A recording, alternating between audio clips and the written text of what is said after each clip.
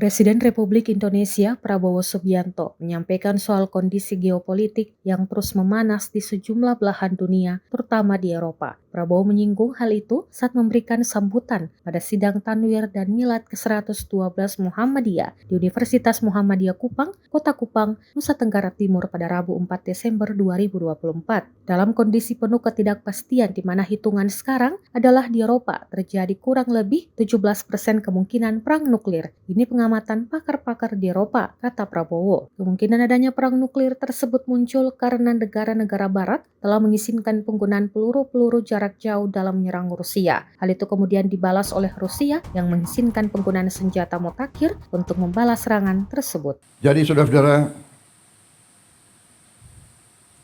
dalam kondisi penuh ketidakpastian, di mana hitungan sekarang adalah di Eropa terjadi kurang lebih 17% kemungkinan perang nuklir.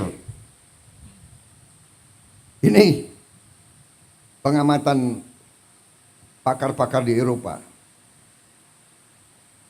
Karena negara barat mengizinkan peluru-peluru jangka jauh, jarak jauh mereka menyerang Rusia. Rusia sekarang mengatakan dia boleh menyerang negara-negara barat